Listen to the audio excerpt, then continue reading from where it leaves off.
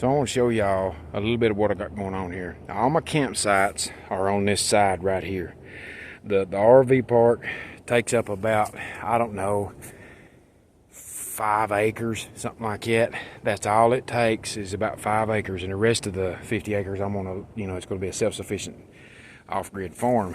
And of course I'm gonna go on out through here, and I got a probably about 150 year old live oak out there, white oak, that I'm gonna build a tree house, Airbnb tree house, a real tree house up in the tree. And I may do a couple of those because I really like that idea. And I'll probably put a couple Airbnb cabins up there, just little overnight deals. People traveling down interstate. I'm not far from interstate. But one of my main things was I wanted to put these on an angle so people could back in easily. You wouldn't have jackknife your trailer. That's one of the biggest complaints of people with RVs is, backing in. And I wanted to do a circle drive. Well, originally we were going to put the circle drive go way around the property, but it just wasn't feasible for a couple different reasons. Number one, cost. The price it takes just to put the electricity down here was unbelievable, and that's with me doing on work. To go all the way around is just out of question for now. Plus, I don't know that we could fill up that many sites, and I don't want to take up that much of my land because I want to have a lot of cattle and stuff, pasture land, and you just don't want people out on your land. But anyway, so what I had to do was start this circle drive here. But you've got to be able to get a 30-foot dually and a 40-foot fifth wheel turned around. So basically, I may end up taking that big guy right there out, but I widened this out so they could come down through here and start turning. I really didn't want to take this clump of trees out because it was a lot of good shade. Of course, I've already got a couple of them cut, but for one thing, it was a lot of good shade. Plus, if you look, see that little hump right there? Stumps are hard to get out of the ground, especially this. Man, this is 5 trees grew together. This will be an absolute nightmare. And you might think, well, just throw some gravel down, cut it down flat, throw some gravel down. Well, there's a couple different things about that. Number one, the stump will eventually rot out, which is not my worry. My biggest worry is those campers, man, those RVs have jacks on the back of them, and they'll get hung up. It's got to be pretty much flat. If it's got any kind of slope to it, it's got to be a gentle slope.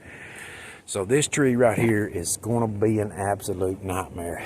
The way I cut my trees, and if you know anything about trees, this is the way to cut them. Notch them and cut them up a little bit off the ground. That part of the log is no good anyway. Even if you're taking it to the sawmill, they'll make you cut that first little bit off. So the safest way to do it's not, because you get down on the ground, you don't know which way that thing's going, you can't move, get back in time when it starts to fall, something goes wrong. So I notch all mine, cut them down, then I'll get down and cut the stumps. Normally what I'll do, if I've got just a single tree, like say that one right there, something like that you can probably cut close to the ground because it's easy. But let's say we notch it, cut it, let it fall. Then I get down, something like that on the ground, I'll just cut straight across, and leave the stump in the ground. There's no humps there or nothing. But if it's humped up, I'll cut it in 4s. Because one of the best ways to mess up your chain is start cutting on a stump. You don't know, or somehow or another, you're always going to end up touching gravel or dirt or whatever.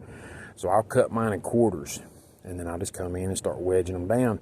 And I'll come in, at an angle from the outside and wedge them down, and it always opens up more room to get your saw in there to cut the rest of them. And it may be V'd in, it don't matter, you're going to throw gravel on it or dirt or whatever, so that's fine.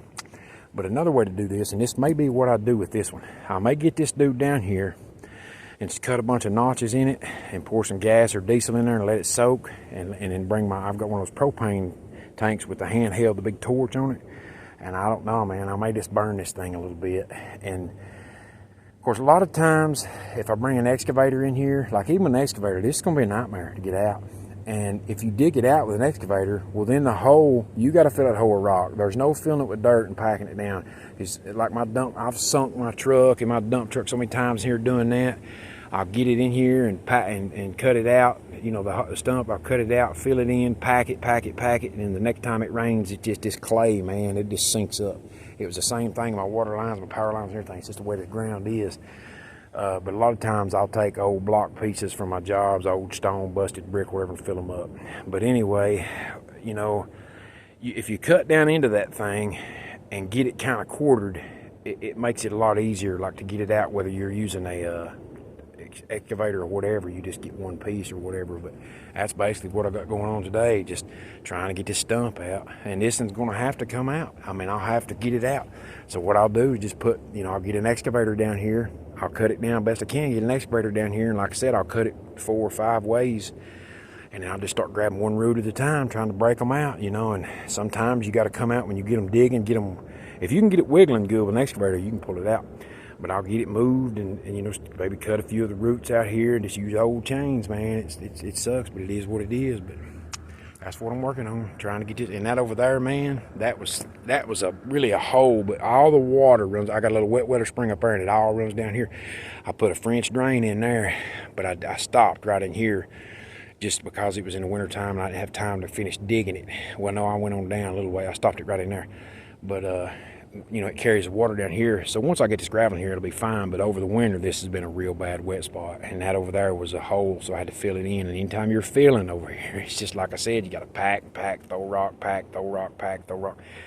And, if there's any water sitting at all, this ground, if you can get it to drain, when it's dry, it's easier to pack. But if you let water sit there, it's just like a sponge. It just so soft and soaks up.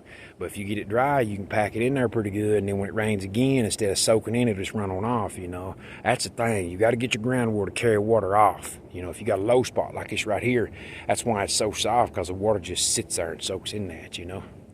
Anyway, appreciate y'all. Hit that like and subscribe. I'm just trying to share a little bit of my journey here. We're gonna get this road done. We're gonna get into some off-grid projects, some solar stuff. I bought a good cool solar kit.